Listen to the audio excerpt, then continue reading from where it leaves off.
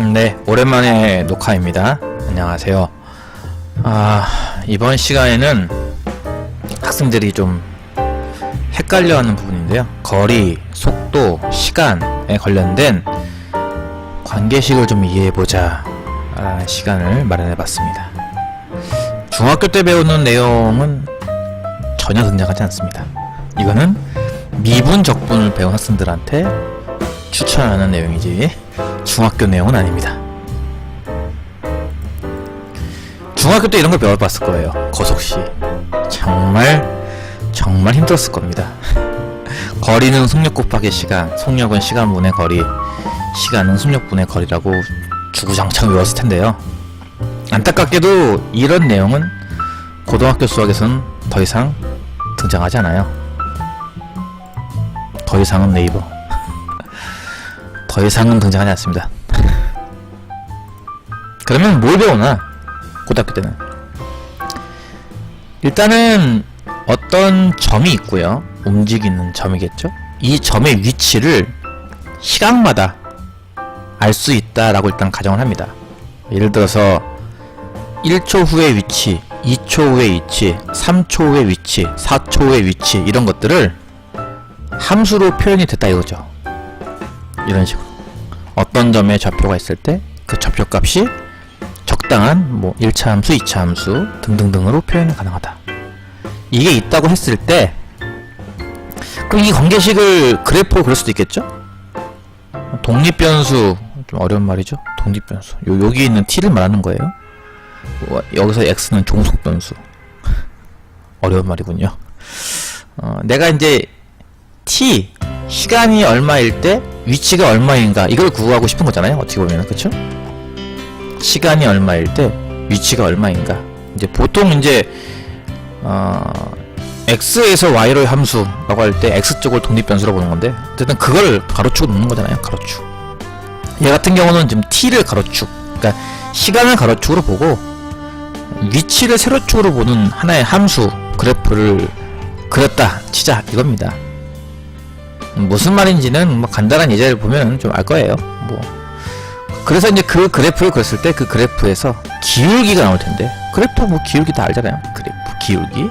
그 기울기 개념이 바로 속도라는 개념이라는 거죠. 그러니까 중학교 때 배웠던 식의 시간분의 거리 그런 개념이 아니라 속도는 시간이 얼마큼 변함에 따라 위치가 얼마큼 변했는가에 관련된 하나의 비례식값이라고 보면 될 겁니다. 일단은 잘 모르고 혹시나 헷갈릴 수 있는 학생들은 그냥 중학교 건 다 잊어버리고요. 이거 하나를 기억하면 돼요. 일단 여기서 말하는 기울기가 속도의 개념이다. 이걸 잘 기억하면 됩니다. 어떤 관계식? 가로축은 시간, 세로축은 위치. 그 관계식이 주어질 것이고 그 주어진 그래프상에서의 기울기가 속도다. 그렇기 때문에 무슨 얘기할 수 있느냐? 속도는 방금 얘기한 가로축은 시각, 세로축은 위치인데요. 그 기울기이면 평균 속도는 뭐게? 이거 너무 이렇게 짜잔 나타나야 되는데 안 나타나게 만들었네. 애니메이션 효과를. 평균 속도가 기울기라며. 그럼 평균 속도는 평균 기울기겠네. 근데 평균 기울기란 말을 들은 적이 없는데, 그게 평균 변화율 개념이란 거예요. 평균 속도가 이제 보통 그런 거죠. 자동차가 가다 서다를 반복하잖아요. 그렇죠? 보통 자동차가 출발하면은 등속도로 몇 시간 동안 운전할 수가 없어요. 자동차라는 개념이. 그래서 섰다 갔다 하는 거기 때문에. 그 어쨌든 1시간 동안 얼마큼 갔는가를 이용해서 나눠버리는 값. 그게 우리가 흔히 말하는 평균 속도라는 개념이죠. 평균적으로 이 정도에 갔어. 100km를 1시간 동안 갔다면 그래도 평균 시속 100km는 밟았네. 이런 식으로. 우리가 흔히 말하는 일상생활에서의 평균 속도. 그게 이 그래프 관계식에서는 평균 변화율, 그러니까 두 양 끝점 A와 B를 연결하는 그 평균 변화율, 평균 기울기 개념이라는 거죠. 그리고 이제 가장 많이 이제 흔하게 쓰는 말이 순간 속도라는 말을 안 쓰고 그냥 일반적으로 속도라만 쓸 때 기본적으로 순간 속도의 개념이 담겨져 있어요. 그러니까 차를 몰고 가다가 사고가 났어. 너 그때 속도가 얼마였어?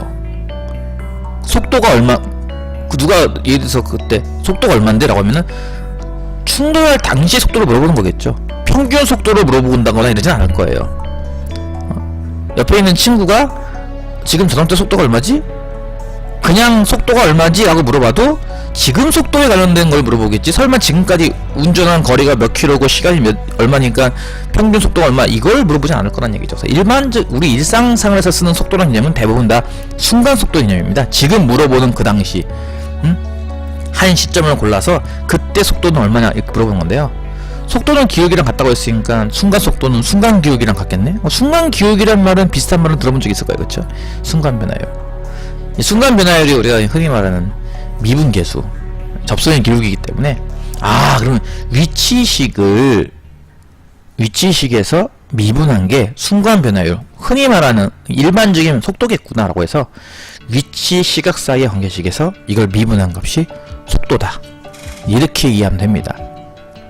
물론 이제 간혹 평균 속도를 물어보는 것도 있어요. 근데 이제 대부분 문제들이 저 순간 속도 쪽, 일반적인 속도죠. 그러니까 흔히 말하는 그냥 속도, 그쪽을 많이 물어보기 때문에 보통 암기할 때는 그냥 위치를 미분하면 속도, 이렇게 암기하는 거죠. 위치를 미분하면 속도, 위치를 미분하면 속도, 이런 식으로. 근데 속도란 말과 속력이란 말의 차이가 있냐? 굉장한 차이가 있죠. 이게 이제 인터넷에서 떠도는 짤인데, 누가 이제 인생은 속도가 아닌 방향이다, 이렇게 다 나름대로 자기의 뭐랄까 명언이랄까 격언, 뭐 좀 이렇게 살아야겠다라고 하는 뭐 그런 좌우명 같은 걸 붙여놨는데, 그 밑에 역시나 이과 충이 답글을 달았네요. 포스트잇으로. 속도는 속력과 방향을 합친 벡터 값입니다. 방향은 이미 내포하고 있죠. 그렇기 때문에 속력, 저 위에 있는 글에 포스트잇에 속도를 속력으로 고쳐야 합니다, 이렇게 써놨어요. 아마 속도 속력을 처음 배운 학생들은 이 말을 들어봤을 거예요. 중학교 때까지만 하더라도 이 말을 혼용해서 쓰죠.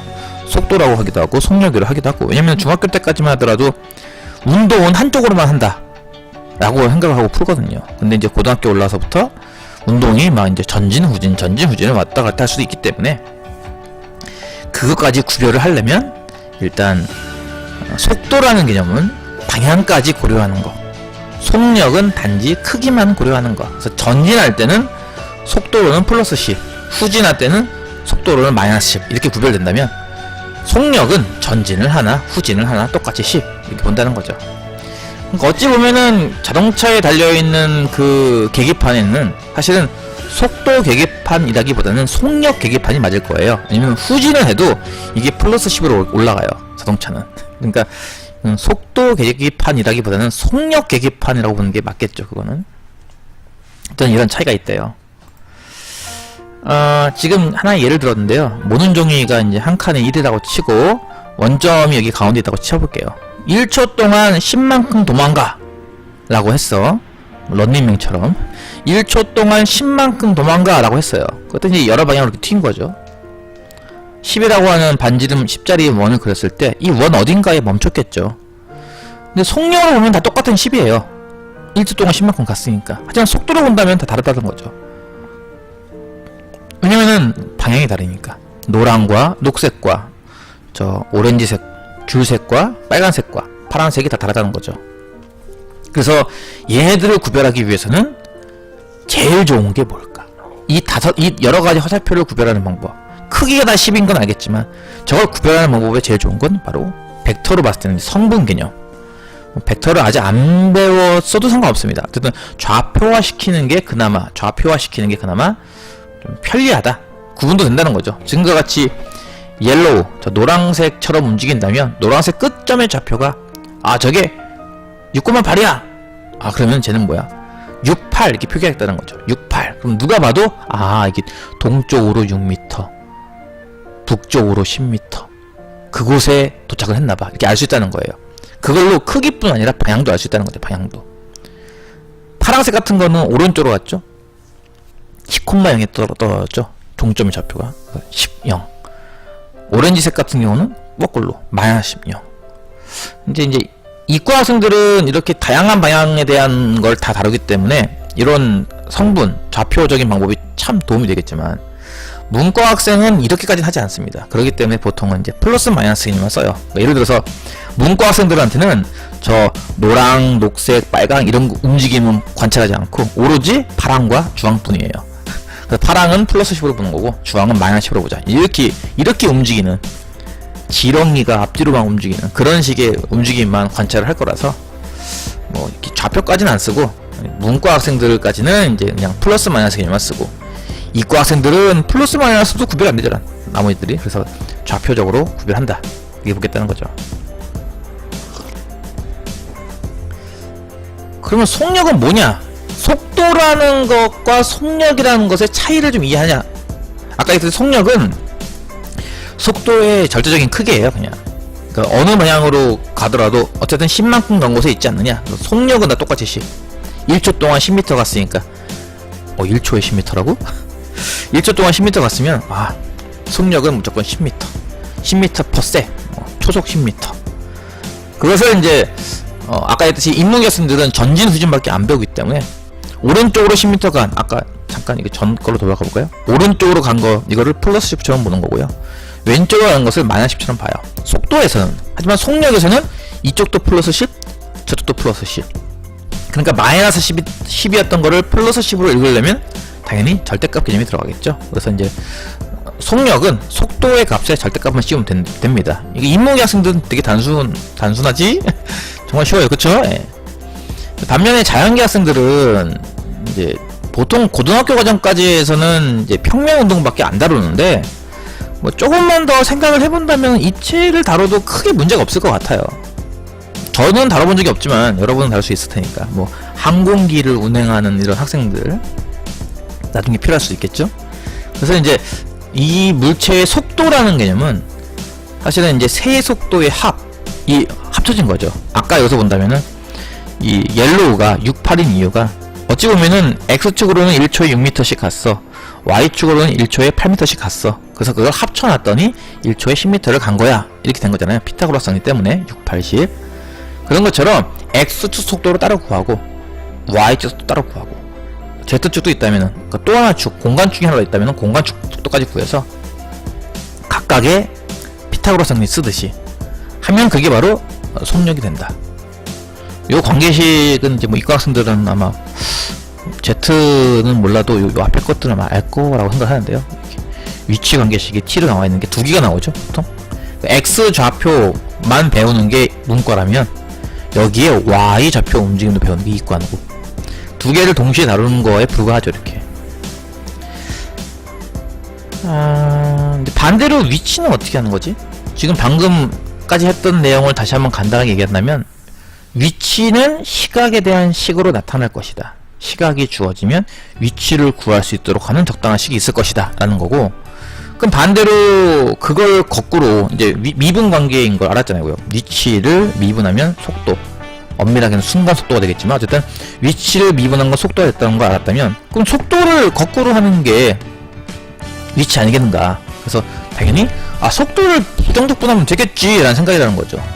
그러니까 좌표를 구하고 싶어 하면 속도를 부정적분해라, 이렇게 저런 식으로. 그러면 부정적분하면은 당연히 적분상수 C가 나오지 않나요? 그쵸? C가 전체 정체가 뭐죠, C? C는 뭘 쓰는 거죠, 대체? 왜냐면 C를 뭐 일반적으로는 안 쓸 수도 있어요, 정적분 같은 경우는. 또 어떤 경우는 그냥 C라고 쓸 수도 있죠. 또 어떤 경우는 저 C라는 상수값을 구체적으로 구할 때도 있습니다. 근데 그런 것 때문에 C를 구하는 연습도 해봐야 되는데, C는 어떻게 구하느냐, 초기 위치값이 나오도록 적당하게 조절을 해라. 이게 뭔 소리요, 이 수학선생아. 아이고, 이게 뭔 소리요, 수학선생아 할 수 있죠. 잠시 어서 멈추고 요거를 풀어볼게요. 풀어본다기보다는 그냥 잠깐 한번 설명해 볼게요. 이거를 어떻게 하는 건지. 여기 보면 일단 이게 언제죠? 이번 2017년도에 치러진 모의고사 문제 중에 하나죠. 몇 월 달 건지 까먹었네요. 6월인지 9월인지. 어쨌든 여기 보니까 P점은 어떤 속도 관련된 식과, 여기 보이죠? 이게 0일 때 여기에서 라는 말이 나와요. 0일 때 이 점의 위치가 지금 나온 거잖아요. 그쵸? 이런 걸 우리가 보통 이제 초기 위치 이렇게 부르는데요. 초기 위치가 나온 상태입니다. 지금부터 x 속도인 얘를 이용해서 x 좌표를 찾을 거예요. 간단하죠 이거는. 그쵸? x 속도인 et를 그냥 이렇게 적분하면은 x 위치가 나와요. t제곱 플러스 c잖아요. 그쵸? 이때 c를 어떻게 쓰지? 라고 할 때 여기 얘기했죠. 0을 집어넣어서 0 나오게 만들면 돼요. 여기 0 넣어서 이 전체가 0 나오게 만들려면 이 c 값은 0이겠죠. 그래서 이제 p의 위치는 일단 x 좌표는 t제곱이겠구나 이렇게 구해진다는 겁니다. 그러니까 같은 방식으로 y의 속도가 이만큼이잖아요. 우와우 2파이 사인 2파이 t 그쵸? 2파이 사인 2파이 t 이거를 적분해요. 이렇게 아이고 안 보인다.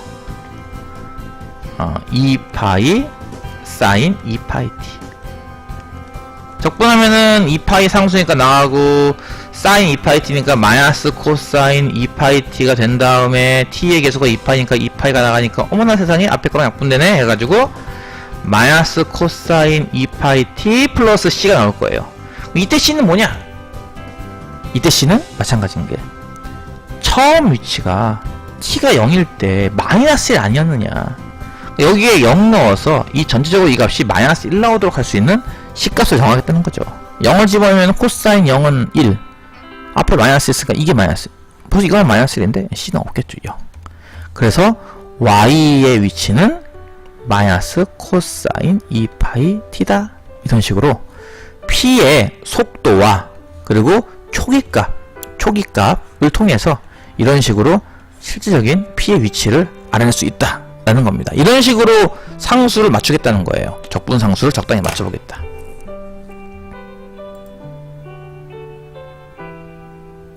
이해가시죠? 그래서 이런 식의 내용이 나오면은 적분 상수는 초기값이 나올 수 있게 0을 집어넣었을 때 처음 위치값이 나올 수 있도록 적당히 조정해주면 된다라는 겁니다. 나머지 풀이는 안 할게요. 그래서 이제 속도를 그냥 부정적분하는 걸 배워봤다면 그러면 정적분하는 건 뭘까? 속도를 정적분하면 뭐가 되지? 속도를 부정적분한 게 위치였어요. 그쵸? 왜냐면 위치를 미분한 게 속도였으니까 속도를 부정적분한 건 위치가 됐죠. 그럼 위치식에다가 A 대입하고 B 대입해서 빼는 거잖아요. 그쵸?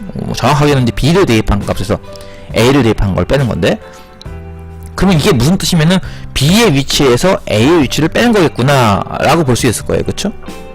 내용이 자 부정적분은 속도 부정적분은 위치고 B를 대입해 B의 위치 B 초후의 위치 뭐 이런거 A를 대입해 A 초일 때 위치 두 개를 빼 그럼 그 시간 경과하는 동안 위치 여기 위치에서 여기 위치를 빼니까 위치가 얼마큼 변했는가를 알 수 있다는 거죠. 그래서 이거는 위치를 대입하고선 빼는 거기 때문에 위치의 변화량 다른 말로 뭐 변이 위치가 얼마큼 변했지 이걸 알 수 있다는 거. 이게 바로 속도를 정적분한 결과. 반대로 비슷하게 속력을 정적분한 건 뭐냐? 속력은 속도의 크기만 나타내는 거라면서 크기만. 만약에 저 정적분 결과가 헷갈린다면요. 속도가 한쪽으로만 간다. 플러스 방향으로만 간다. 이렇게 생각을 해도 될 겁니다. 플러스 방향으로만 간다면은 그냥 위치가 얼마큼 변했지 이거랑 얼마큼 움직였지랑 똑같아져요. 그쵸? 뭐 하나 간단하게 예를 들어본다면은 이런 식이죠. 어떤 점이 이렇게 뭐 원점에서 출발해서 오른쪽으로 2만큼 왼쪽으로 1만큼 다시 오른쪽으로 3만큼 움직였다. 위치의 변화로 본다면은 그냥 맨 마지막 위치와 맨 처음 위치 이 중간에 얼마큼 왕복했는지와는 관계없이 그냥 이거 마지막 거에서 나중 거에서 처음 거를 뺀 이게 그냥 위치의 변화죠. 위치의 변화지만 이동 거리를 본다면은 사실은 이 길이 더하기 이 길이 더하기 이 길이 해야 되는 거예요. 그쵸? 길이는 다 더하기 하는 거죠.